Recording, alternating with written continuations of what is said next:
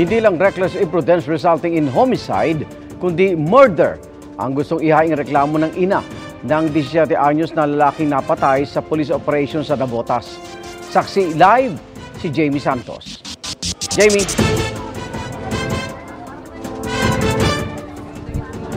Igan, walang makakapagpahilom sa puso ng isang inang sugatan, lalo na kapag anak ang pinag-uusapan na nasaktan at binawian ng buhay ng walang kalaban-laban. Kaya naman daw lahat ay gagawin ng ina ni Jemboy para makamit ang hustisya para sa anak.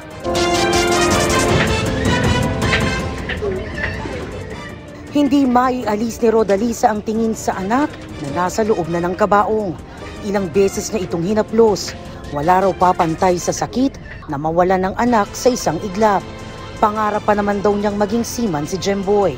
Inaano ko pa sa kanya, seaman kasi po, di ba po nagdadagat siya, papa niya, sumasama din po sa bangka. Kasi po pag marunong ka lumangoy, seaman po talaga yung ano. Yun ang inaano ko sa kanya. Kahit ilang beses ako mag-abroad, yun po talaga yung pangarap ko sa kanya. Mamimiss daw ni Rodalisa ang kakulitan ni Jemboy na nag-iisang anak na lalaki. Ang kamukha po siya. Ano po, pag ano, kahit lagi kong makulit po, pasaway, syempre nag-iisang lalaki. Kaya pangako niya sa anak, hindi siya titigil makamit ang hustisya. Hindi raw niya matanggap na homicide lang ang isinampang reklamo laban sa 6 na pulis. Ang kinaso lang po kasi homicide. Ang kailangan po, murder po talaga yun nangyari. Ngayong gabi, sinubukan harapin ni Rodalisa ang 6 na pulis sa presinto pero hindi pa raw pala siya handa makita ang mga ito. Kaya mensahe na lang niya sa mga ito. Sana pakonsensya sa ginawa nila sa anak ko dahil sobrang pagkakamali talaga yung ginawa nila dahil hindi ba malabo ba yung mata nila ng tanghali na yun para bigla nilang pagbabarilin yung anak ko.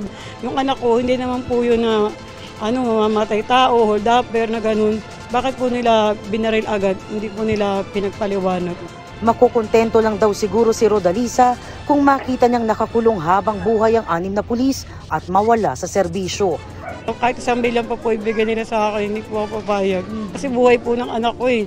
Pwede bang sabihin, sorry, nagkamali ako. Kung sa kanila po bang mangyari yun, papayag po ba sila ng ganun?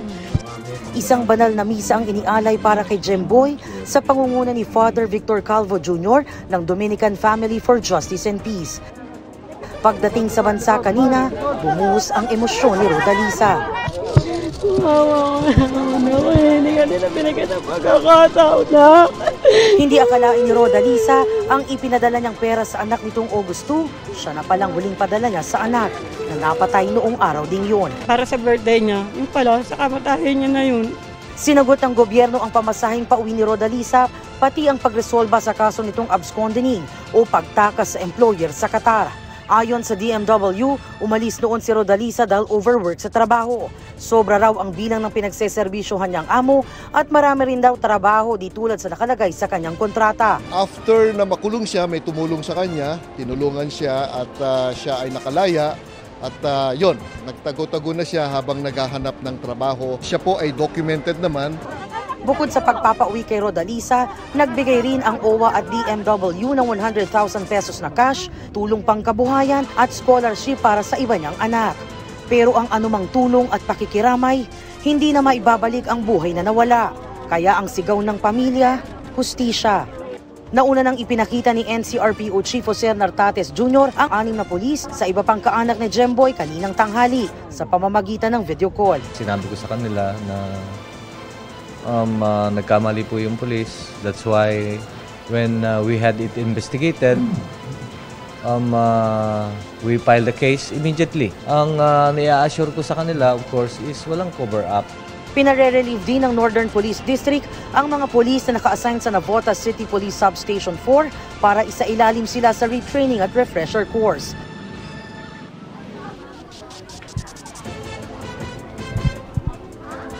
Igan, patuloy ang pagdating ng mga nakikiramay sa pamilya na Jemboy. At live mula rito sa Navotas para sa GMA Integrated News, Jamie Santos ang inyong saksi. Mga Igan, samahan niyo kaming saksiyan ng mga balita. Mag-subscribe sa GMA Integrated News sa YouTube. Para sa mga kapuso abroad, samahan niyo kami sa GMA Pinoy TV at sa www.gmanews.tv.